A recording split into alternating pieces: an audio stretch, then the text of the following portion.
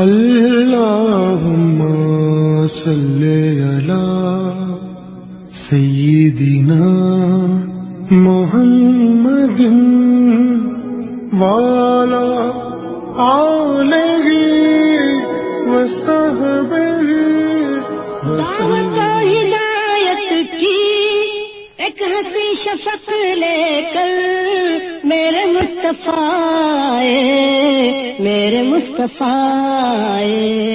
کفر کے اندھیروں میں نور کا طبق لے کر میرے مصطفیٰ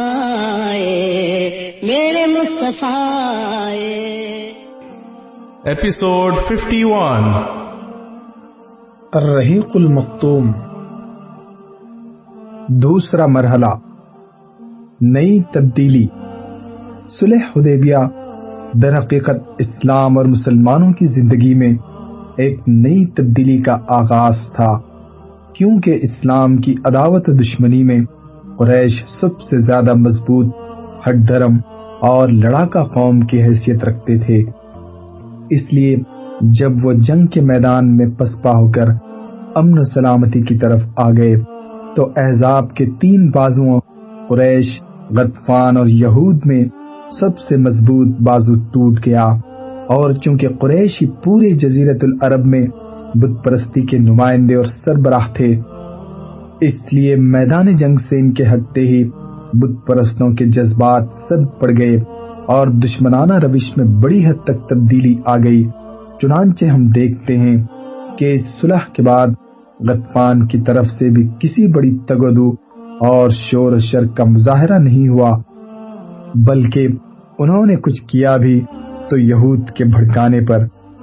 جہاں تک یہود کا تعلق ہے تو وہ یثرب سے جلاوطنی کے بعد خیبر کو اپنی دسیسہ کاریوں اور سازشوں کا اڈا بنا چکے تھے۔ وہاں ان کے شیطان انڈے بچے دے رہے تھے اور فتنے کی آگ بھڑکانے میں مصروف تھے۔ وہ مدینہ کے گرد و بیش آباد بدوؤں کو بھڑکاتے رہتے اور نبی صلی اللہ علیہ وسلم اور مسلمانوں کے خاتمے یا کم از کم انہیں بڑے پیمانے پر ذکر پہنچانے کی تدبیریں سوچتے رہتے تھے۔ اس لیے صلح حدیبیہ کے بعد نبی صلی اللہ علیہ وسلم نے سب سے پہلا اور فیصلہ کن راست اقدام اسی مرکز شر و فساد کے خلاف کیا۔ بہرحال امن کے اس مرحلے میں جو صلح حدیبیہ کے بعد شروع ہوا تھا، مسلمانوں کو اسلامی دعوت پھیلانے اور تبلیغ کرنے کا اہم موقع ہاتھ آ گیا۔ اس لیے اس میدان میں ان کی سرگرمیاں تیز تر ہو گئیں جو جنگی سرگرمیوں پر غالب رہیں، لہذا مناسب ہوگا کہ اس دور کی دو قسمیں کر دی جائیں۔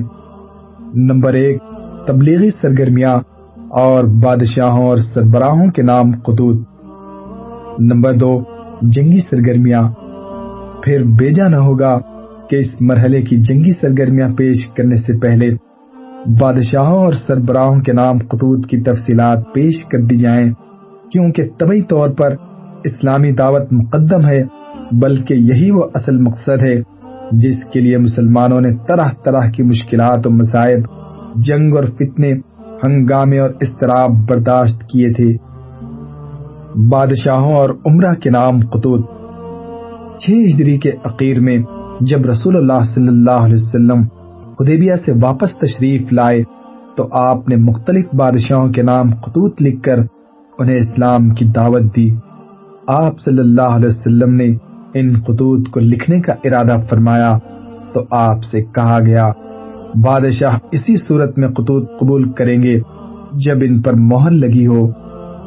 اس لیے نبی صلی اللہ علیہ وسلم نے چاندی کی انگوٹی بنوائی جس پر محمد رسول اللہ نقش تھا۔ یہ نقش 3 سطروں میں تھا، محمد 1 سطر میں، رسول 1 سطر میں اور اللہ 1 سطر میں صلی اللہ علیہ وسلم۔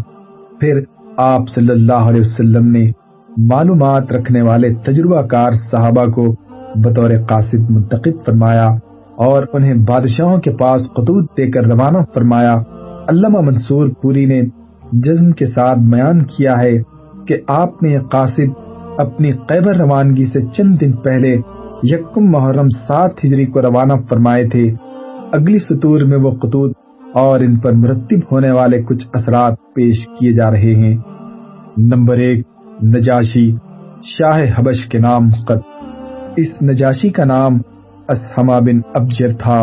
نبی صلی اللہ علیہ وسلم نے اس کے نام جو خط لکھا اسے عمر بن امیہ زمری کے بدست 6 ہجری کے اخیر یا 7 ہجری کے شروع میں روانہ فرمایا۔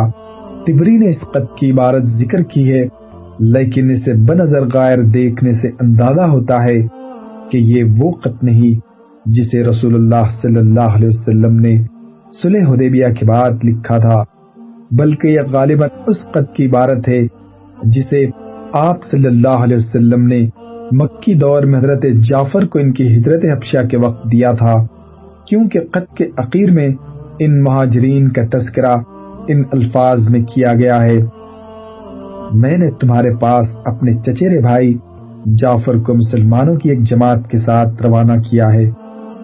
جب وہ تمہارے پاس پہنچیں تو انہیں اپنے پاس ٹھہرانا اور جبر اختیار نہ کرنا۔ بہقی نے ابن عباس سے ایک اور خط کی عبارت روایت کی ہے جسے نبی صلی اللہ علیہ وسلم نے نجاشی کے پاس روانہ کیا تھا۔ اس کا ترجمہ یہ ہے: یہ خط ہے محمد نبی کی طرف سے نجاشی اسہم شاہ حبش کے نام صلی اللہ علیہ وسلم، اس پر سلام جو ہدایت کی پیروی کرے اور اللہ اور اس کے رسول پر ایمان لائے۔ میں شہادت دیتا ہوں کہ اللہ وحدہ لا شریک، لا کے سوا کوئی لائق عبادت نہیں، اس نے نہ کوئی بیوی اختیار کی نہ لڑکا، اور میں اس کی بھی شہادت دیتا ہوں کہ محمد اس کا بندہ اور رسول ہے، اور میں تمہیں اسلام کی دعوت دیتا ہوں کیونکہ میں اس کا رسول ہوں، لہذا تم اسلام لاؤ، سلامت رہو گے۔ اے اہل کتاب، ایک ایسی بات کی طرف آؤ جو ہمارے اور تمہارے درمیان برابر ہے کہ ہم اللہ کے سوا کسی اور کی عبادت نہ کریں، اس کے ساتھ کسی کو شریک نہ ٹھہرائیں، اور ہم میں سے بعض کو اللہ کے بجائے رب نہ بنائیں۔ پس اگر وہ منہ موڑیں تو کہہ دو کہ گواہ رہو ہم مسلمان ہیں۔ اگر تم نے یہ دعوت قبول نہ کی تو تم پر اپنی قوم کے نصارہ کا گناہ ہے۔ ڈاکٹر حمید اللہ صاحب نے ایک اور خط کی عبارت درج فرمائی ہے جو ماضی قریب میں دستیاب ہوا ہے، اور صرف ایک لفظ کے اختلاف کے ساتھ یہی خط علامہ ابن قیم کی کتاب زاد المعاد میں بھی موجود ہے۔ ڈاکٹر صاحب موصوف نے اس خط کی عبارت کی تحقیق میں بڑی عرقریزی سے کام لیا ہے، دور جدید کے اکتشافات سے بہت کچھ استفادہ کیا ہے، اور اس خط کا فوٹو کتاب کے اندر سب فرمایا ہے۔ اس کا ترجمہ یہ ہے: بسم اللہ الرحمن الرحیم، محمد رسول اللہ کی جانب سے نجاشی عظیم حبشہ کے نام صلی اللہ علیہ وسلم، اس شخص پر سلام جو ہدایت کی پیروی کرے۔ اما بعد، میں تمہاری طرف اللہ کی حمد کرتا ہوں جس کے سوا کوئی معبود نہیں، جو قدوس اور سلام ہے، امن دینے والا، محافظ و نگراں ہے، اور میں شہادت دیتا ہوں کہ عیسیٰ ابن مریم اللہ کی روح اور اس کا کلمہ ہے۔ اللہ نے انہیں پاکیزہ اور پاک دامن مریم بطول کی طرف ڈال دیا، اور اس کی روح اور پھونک سے مریم عیسیٰ کے لیے حاملہ ہوئی، جیسے اللہ نے آدم کو اپنے ہاتھ سے پیدا کیا۔ میں اللہ وحدہ لا شریک، اللہ کی جانب سے اور اس کی اطاعت پر ایک دوسرے کی مدد کی جانب دعوت دیتا ہوں، اور اس بات کی طرف بلاتا ہوں کہ تم میری پیروی کرو، اور جو کچھ میرے پاس آیا ہے اس پر ایمان لاؤ، کیونکہ میں اللہ کا رسول ہوں، اور میں تمہیں اور تمہارے لشکر کو اللہ عز و جل کی طرف بلاتا ہوں، اور میں نے تبلیغ و نصیحت کر دی، لہذا میری نصیحت قبول کرو، اور اس شخص پر سلام جو ہدایت کی پیروی کرے۔ بہرحال جب عمر بن امیہ زمری نے نبی صلی اللہ علیہ وسلم کا خط نجاشی کے حوالے کیا، نجاشی نے اسے لے کر آنکھ پر رکھا اور تخت سے زمین پر اتر آیا، اور حضرت جعفر بن ابی طالب کے ہاتھ پر اسلام قبول کیا، اور نبی صلی اللہ علیہ وسلم کے پاس اس بارے میں خط لکھا جو یہ ہے: بسم اللہ الرحمن الرحیم، محمد رسول اللہ کی خدمت میں نجاشی اصحمہ کی طرف سے صلی اللہ علیہ وسلم: اے اللہ کے نبی، آپ پر اللہ کی طرف سے سلام اور اس کی رحمت اور برکت ہو، وہ اللہ جس کے سوا کوئی لائق عبادت نہیں، اما بعد۔ اے اللہ کے رسول، مجھے آپ کا گرامی نامہ ملا جس میں آپ نے عیسیٰ علیہ السلام کا معاملہ ذکر کیا ہے۔ رب آسمان و زمین کی قسم، آپ نے جو کچھ فرمایا ہے حضرت عیسیٰ اس سے ایک دن کا بڑھ کر نہ تھے، وہ ویسے ہی ہیں جیسے آپ نے ذکر فرمایا ہے۔ پھر آپ نے جو کچھ ہمارے پاس بھیجا ہے ہم نے اسے جانا، اور آپ کے چچیرے بھائی اور آپ کے صحابہ کی مہمان نوازی کی، اور میں شہادت دیتا ہوں کہ آپ اللہ کے سچے اور پکے رسول ہیں، اور میں نے آپ سے بیعت کی اور آپ کے چچیرے بھائی سے بیعت کی، اور ان کے ہاتھ پر اللہ رب العالمین کے لیے اسلام قبول کیا۔ نبی صلی اللہ علیہ وسلم نے نجاشی سے یہ بھی طلب کیا تھا کہ وہ حضرت جعفر اور دوسرے مہاجرین حبشہ کو روانہ کر دیں، چنانچہ اس نے حضرت عمر بن امیہ زمری کے ساتھ 2 کشتیوں میں ان کی روانگی کا انتظام کر دیا۔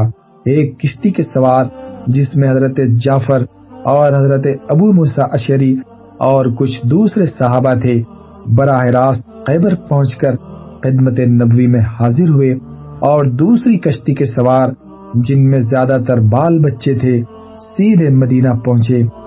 مذکورہ نجاشی نے غزوہ تبوک کے بعد رجب 9 ہجری میں وفات پائی۔ نبی صلی اللہ علیہ وسلم نے اس کی وفات ہی کے دن صحابہ اکرام کو اس کی موت کی اطلاع دی اور اس پر غائبانہ نماز جنازہ پڑھی۔ اس کی وفات کے بعد دوسرا بادشاہ اس کا جانشین ہو کر سریر آرائے سلطنت ہوا، تو نبی صلی اللہ علیہ وسلم نے اس کے پاس بھی ایک خط روانہ فرمایا، لیکن یہ نہ معلوم ہو سکا کہ اس نے اسلام قبول کیا یا نہیں۔ نمبر 2، مقوقس شاہ مصر کے نام خط۔ نبی صلی اللہ علیہ وسلم نے ایک گرامی نامہ جریج بن متا کے نام روانہ فرمایا، جس کا لقب مقوقس تھا اور جو مصر و اسکندریہ کا بادشاہ تھا۔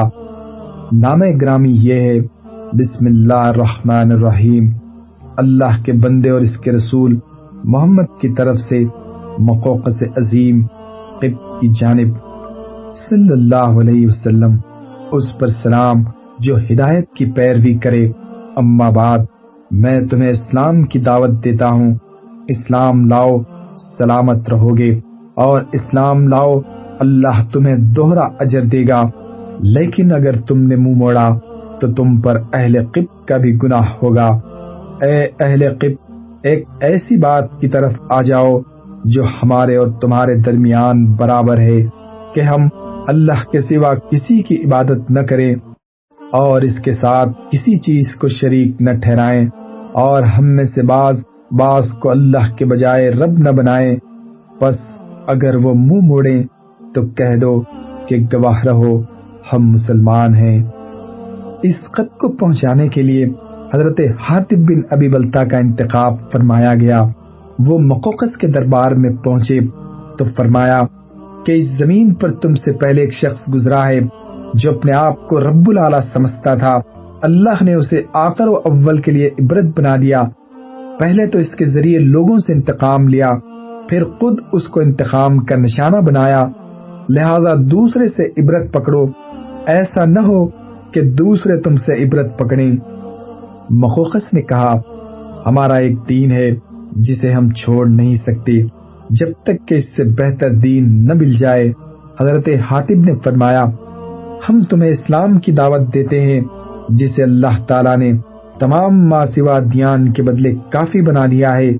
دیکھو، اس نبی نے لوگوں کو اسلام کی دعوت دی تو اس کے خلاف قریش سب سے زیادہ سخت ثابت ہوئے، یہود نے سب سے بڑھ کر دشمنی کی اور نصارہ سب سے زیادہ قریب رہے۔ میری عمر کی قسم، جس طرح حضرت موسیٰ نے حضرت عیسیٰ علیہ السلام کے لیے بشارت دی تھی، اسی طرح حضرت عیسیٰ علیہ السلام نے محمد صلی اللہ علیہ وسلم کے لیے بشارت دی ہے، اور ہم تمہیں قرآن مجید کی دعوت اسی طرح دیتے ہیں جیسے تم اہل تورات کو انجیل کی دعوت دیتے ہو۔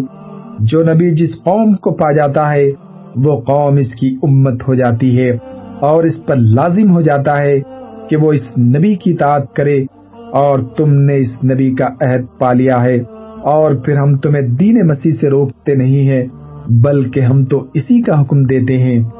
مخوقس نے کہا، میں نے اس نبی کے معاملے پر غور کیا تو میں نے پایا کہ وہ کسی ناپسندیدہ بات کا حکم نہیں دیتے اور کسی پسندیدہ بات سے منع نہیں کرتے۔ وہ نہ گمراہ جادوگر ہیں نہ جھوٹے کاہن، بلکہ میں دیکھتا ہوں کہ ان کے ساتھ نبوت کی یہ نشانی ہے کہ وہ پوشیدہ کو نکالتے اور سرگوشی کی خبر دیتے ہیں۔ میں مزید غور کروں گا۔ مقوقس نے نبی صلی اللہ علیہ وسلم کا خط لے کر احترام کے ساتھ ہاتھی دانت کی ڈبیاں میں رکھ دیا اور مہر لگا کر اپنی ایک لونڈی کے حوالے کر دیا۔ پھر عربی لکھنے والے کاتب کو بلا کر رسول اللہ صلی اللہ علیہ وسلم کی خدمت میں حسب ذیل خط لکھوایا۔ بسم اللہ الرحمن الرحیم۔ محمد بن عبداللہ کے لیے مقوقس عظیم قبط کی طرف سے صلی اللہ علیہ وسلم، آپ پر سلام۔ اما بعد، میں نے آپ کا خط پڑھا اور اس میں آپ کی ذکر کی ہوئی بات اور دعوت کو سمجھا۔ مجھے معلوم ہے کہ ابھی ایک نبی کی آمد باقی ہے۔ میں سمجھتا تھا کہ وہ شام سے نمودار ہوگا۔ میں نے آپ کے قاصد کا اعزاز و اکرام کیا اور آپ کی خدمت میں 2 لونڈیاں بھیج رہا ہوں جنہیں قبطیوں میں بڑا مرتبہ حاصل ہے، اور کپڑے بھیج رہا ہوں، اور آپ کی سواری کے لیے ایک خچر بھی ہدیہ کر رہا ہوں، اور آپ پر سلام۔ مخوقس نے اس پر کوئی اضافہ نہیں کیا اور اسلام نہیں لایا۔ دونوں لونڈیاں ماریا اور سیرین تھیں۔ خچر کا نام دلدل تھا جو حضرت معاویہ کے زمانے تک باقی رہا۔ نبی صلی اللہ علیہ وسلم نے ماریا کو اپنے پاس رکھا، اور انہی کے بطن سے نبی صلی اللہ علیہ وسلم کے صاحبزادے ابراہیم پیدا ہوئے، اور سیرین کو حضرت حسان بن ثابت انصاری کے حوالے کر دیا۔ نمبر 3، شاہ فارس خسرو پرویز کے نام خط۔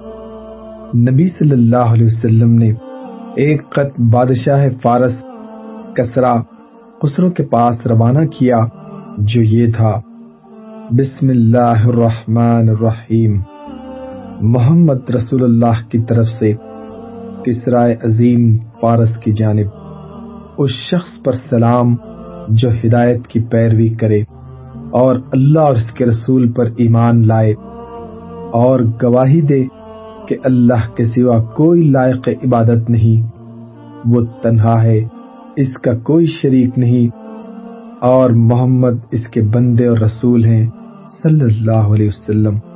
میں تمہیں اللہ کی طرف بلاتا ہوں کیونکہ میں تمام انسانوں کی جانب اللہ کا فرستادہ ہوں، تاکہ جو شخص زندہ ہے اسے انجام بد سے ڈرایا جائے اور کافرین پر حق بات ثابت ہو جائے، یعنی حجت تمام ہو جائے۔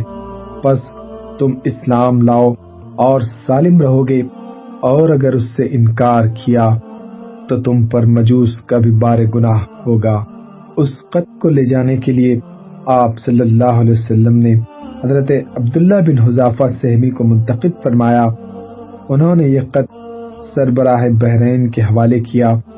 اب یہ معلوم نہیں کہ سربراہ بحرین نے یہ خط اپنے کسی آدمی کے ذریعے کسرا کے پاس بھیجا یا خود حضرت عبداللہ بن حذافہ سہمی کو روانہ کیا۔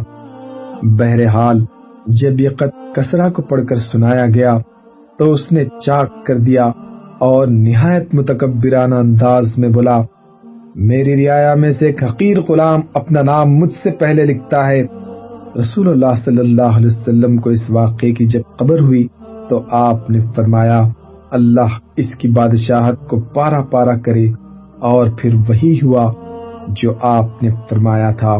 چنانچہ اس کے بعد کسرا نے اپنے یمن کے گورنر بازان کو لکھا کہ یہ شخص جو حجاز میں ہے، اس کے یہاں اپنے 2 توانا اور مضبوط آدمی بھیج دو کہ وہ اسے میرے پاس حاضر کریں۔ بازان نے اس کی تعمیل کرتے ہوئے 2 آدمی منتخب کیے، ایک اس کا قہرمان بانویہ جو حساب نہ تھا اور فارسی میں لکھتا تھا، دوسرا قرخسرو یہ بھی فارسی تھا، اور انہیں خط دے کر رسول اللہ صلی اللہ علیہ وسلم کے پاس روانہ کیا، جس میں آپ کو یہ حکم دیا تھا کہ ان کے ساتھ کسرا کے پاس حاضر ہو جائیں۔ جب وہ مدینہ پہنچے اور نبی صلی اللہ علیہ وسلم کے روبرو حاضر ہوئے تو ایک نے کہا، شہنشاہ کسرا نے شاہ بازان کو ایک مکتوب کے ذریعے حکم دیا ہے کہ وہ آپ کے پاس ایک آدمی بھیج کر آپ کو کسرا کے روبرو حاضر کرے، اور بازان نے اس کام کے لیے مجھے آپ کے پاس بھیجا ہے کہ آپ میرے ساتھ چلیں۔ ساتھ ہی دونوں نے دھمکی آمیز باتیں بھی کہیں۔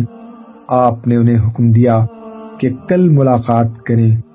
ادھر عین اسی وقت جبکہ مدینہ میں دلچسپ مہم درپیش تھی، خود خسرو پرویز کے گھرانے کے اندر اس کے خلاف ایک زبردست بغاوت کا شعلہ بھڑک رہا تھا، جس کے نتیجے میں قیصر کی فوج کے ہاتھوں فارسی فوجوں کی پے در پے شکست کے بعد اب خسرو کا بیٹا شیرویہ اپنے باپ کو قتل کر کے خود بادشاہ بن بیٹھا۔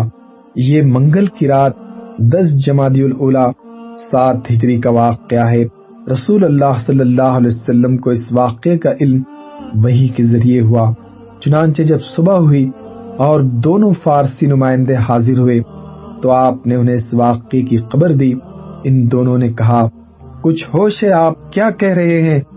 ہم نے اس سے بہت معمولی بات بھی آپ کے جرائم میں شمار کی ہے، تو کیا آپ کی یہ بات ہم بادشاہ کو لکھ بھیجیں؟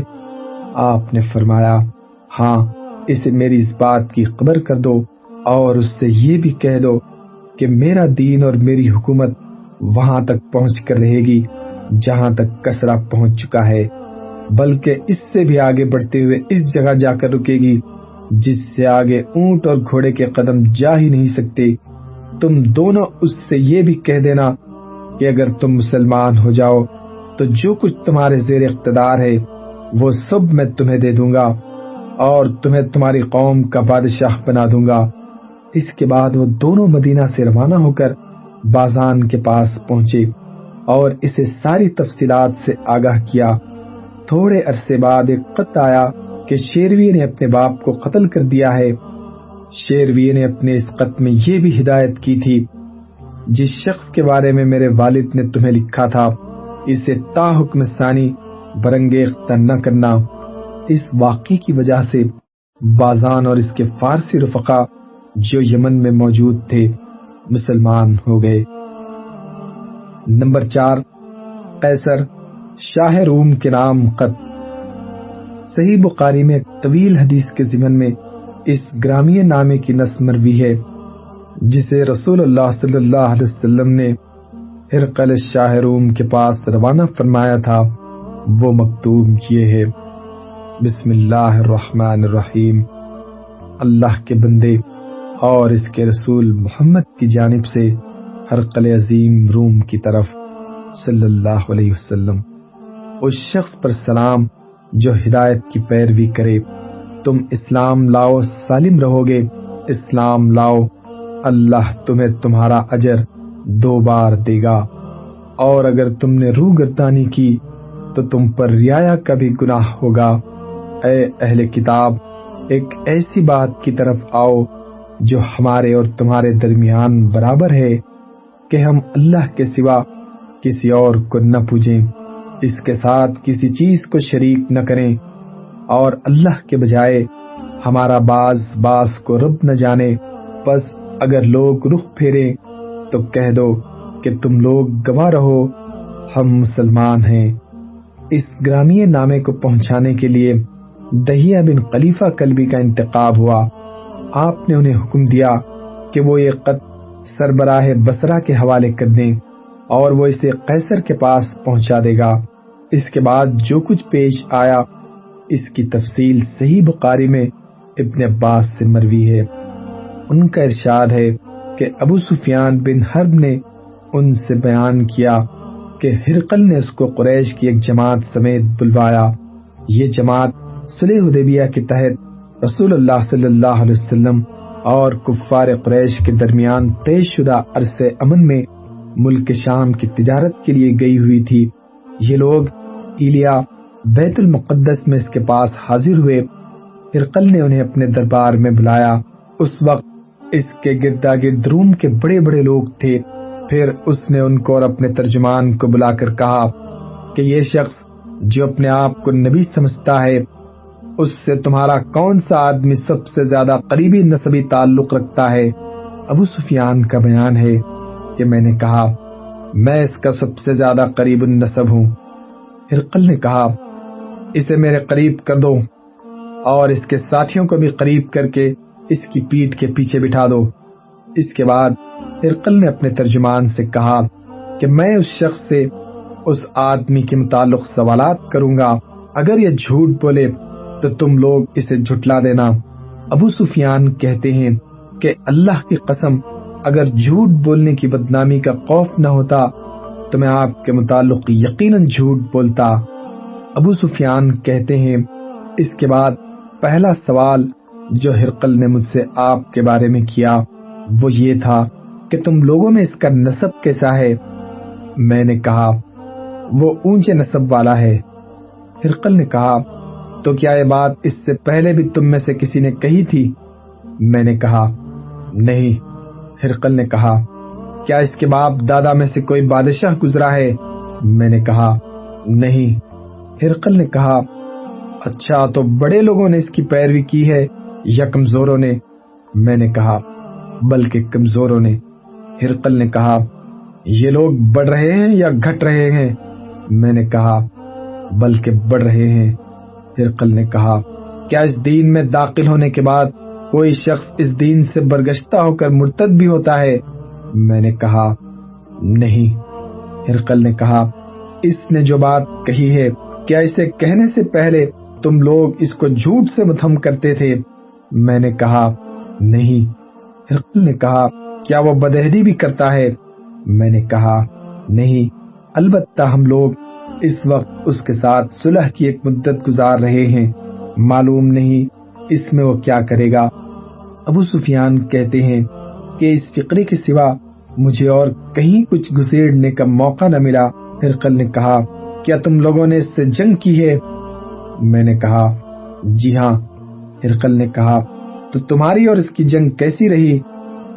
میں نے کہا جنگ ہمارے اور اس کے درمیان ڈول ہے، وہ ہمیں ذکر پہنچا لیتا ہے اور ہم اسے ذکر پہنچا لیتے ہیں۔ ہرقل نے کہا تمہیں کن باتوں کا حکم دیتا ہے؟ میں نے کہا وہ کہتا ہے صرف اللہ کی عبادت کرو، اس کے ساتھ کسی چیز کو شریک نہ کرو، تمہارے باپ دادا جو کچھ کہتے تھے اسے چھوڑ دو، اور وہ ہمیں نماز، سچائی، پرہیز، پاک دامنی اور قرابت داروں کے ساتھ حسن سلوک کا حکم دیتا ہے۔ اس کے بعد ہرقل نے اپنے ترجمان سے کہا تم اس شخص یعنی ابو سفیان سے کہو کہ میں نے تم سے اس شخص کا نسب پوچھا تو تم نے بتایا کہ وہ اونچے نسب کا ہے، اور دستور یہی ہے کہ پیغمبر اپنی قوم کے اونچے نسب میں بھیجے جاتے ہیں، اور میں نے دریافت کیا کہ کیا یہ بات اس سے پہلے بھی تم میں سے کسی نے کہی تھی؟ تم نے بتلایا کہ نہیں۔ میں کہتا ہوں کہ اگر یہ بات اس سے پہلے کسی اور نے نہیں کہی ہوتی تو میں یہ کہتا کہ یہ شخص ایک ایسی بات کی نقالی کر رہا ہے جو اس سے پہلے کہی جا چکی ہے، اور میں نے دریافت کیا کہ کیا اس کے باپ داداؤں میں کوئی بادشاہ گزرا ہے؟ تم نے بتلایا کہ نہیں۔ میں کہتا ہوں کہ اگر اس کے باپ داداؤں میں کوئی بادشاہ گزرا ہوتا تو میں کہتا کہ یہ شخص اپنے باپ کی بادشاہت کا طالب ہے، اور میں نے یہ دریافت کیا کہ جو بات اس نے کہی ہے اسے کہنے سے پہلے تم لوگ اسے جھوٹ سے متہم کرتے تھے، تو تم نے بتایا کہ نہیں، اور میں اچھی طرح جانتا ہوں کہ ایسا نہیں ہو سکتا کہ وہ لوگوں پر تو جھوٹ نہ بولے اور اللہ پر جھوٹ بولے۔ میں نے یہ بھی دریافت کیا کہ بڑے لوگ اس کی پیروی کر رہے ہیں یا کمزور، تو تم نے بتایا کہ کمزوروں نے اس کی پیروی کی ہے، اور حقیقت یہ ہے کہ یہی لوگ پیغمبروں کے پیروکار ہوتے ہیں۔ میں نے پوچھا کہ کیا اس دین میں داخل ہونے کے بعد کوئی شخص برگشتہ ہو کر مرتد بھی ہوتا ہے؟ تو تم نے بتلایا کہ نہیں، اور حقیقت یہ ہے کہ ایمان کی بشاشت جب دلوں میں گھس جاتی ہے تو ایسا ہی ہوتا ہے۔ اور میں نے دریافت کیا کہ کیا وہ بد عہدی بھی کرتا ہے؟ تو تم نے بتلایا کہ نہیں، اور پیغمبر ایسے ہی ہوتے ہیں، وہ بد عہدی نہیں کرتے۔ میں نے یہ بھی پوچھا کہ وہ کن باتوں کا حکم دیتا ہے؟ تو تم نے بتایا کہ وہ تمہیں اللہ کی عبادت کرنے اور اس کے ساتھ کسی چیز کو شریک نہ ٹھہرانے کا حکم دیتا ہے، بت پرستی سے منع کرتا ہے، اور نماز، سچائی اور پرہیزگاری و پاک دامنی کا حکم دیتا ہے۔ تو جو کچھ تم نے بتایا ہے اگر وہ صحیح ہے تو یہ شخص بہت جلد میرے ان دونوں قدموں کی جگہ کا مالک ہو جائے گا۔ میں جانتا تھا کہ یہ نبی آنے والا ہے، لیکن میرا یہ گمان نہ تھا کہ وہ تم میں سے ہوگا۔ اگر مجھے یقین ہوتا کہ میں اس کے پاس پہنچ سکوں گا تو اس سے ملاقات کی زحمت اٹھاتا، اور اگر اس کے پاس ہوتا تو اس کے دونوں پاؤں دھوتا۔ اس کے بعد ہرقل نے رسول اللہ صلی اللہ علیہ وسلم کا خط منگا کر پڑھا۔ جب خط پڑھ کر فارغ ہوا تو وہاں آوازیں بلند ہوئی اور بڑا شور مچا۔ ہرقل نے ہمارے بارے میں حکم دیا اور ہم باہر کر دیے گئے۔ جب ہم لوگ باہر لائے گئے، میں نے اپنے ساتھیوں سے کہا، ابو کبشہ کے بیٹے کا معاملہ بڑا زور پکڑ گیا، اس سے تو بنو اسفر رومیوں کا بادشاہ ڈرتا ہے۔ اس کے بعد مجھے برابر یقین رہا کہ رسول اللہ صلی اللہ علیہ وسلم کا دین غالب آ کر رہے گا، یہاں تک کہ اللہ نے میرے اندر اسلام کو جاگزین کر دیا۔ یہ قیصر پر نبی صلی اللہ علیہ وسلم کے نام مبارک کا وہ اثر تھا جس کا مشاہدہ ابو سفیان نے کیا۔ اس نام مبارک کا ایک اثر یہ بھی ہوا کہ قیصر نے رسول اللہ صلی اللہ علیہ وسلم کو اس نام مبارک کو پہنچانے والے یعنی دہیہ کلبی کو مال اور پارچہ جات سے نوازا، لیکن حضرت دہیہ یہ تحائف لے کر واپس ہوئے تو حسمہ میں قبیلے جذام کے کچھ لوگوں نے ان پر ڈاکہ ڈال کر سب کچھ لوٹ لیا۔ حضرت دہیہ مدینے پہنچے تو اپنے گھر کے بجائے سیدھے خدمت نبوی میں حاضر ہوئے اور سارا ماجرا کہہ سنایا۔ تفصیل سن کر رسول اللہ صلی اللہ علیہ وسلم نے زید بن حارثہ کی سرکردگی میں 500 صحابہ کرام کی ایک جماعت حسمہ روانہ فرمائی۔ حضرت زید نے قبیلے جذام پر شبخون مار کر ان کی خاصی تعداد کو قتل کر دیا اور اس کے چوپایوں اور عورتوں کو ہانک لائے۔ چوپایوں میں 1000 اونٹ اور 5000 بکریاں تھی اور قیدیوں میں 100 عورتیں اور بچے تھے۔ چونکہ نبی صلی اللہ علیہ وسلم اور قبیلے جذام میں پہلے سے مصالحت کا عہد چلا رہا تھا، اس لیے اس قبیلے کے ایک سردار زید بن رفع جذامی نے جھٹ نبی صلی اللہ علیہ وسلم کی خدمت میں احتجاج و فریاد کی۔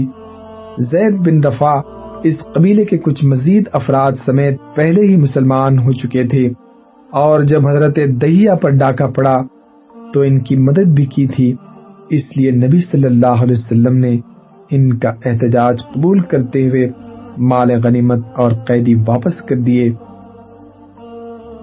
اللہم صلی علی محمد وعلی آلہ وصحبہ وسلم۔ اللہم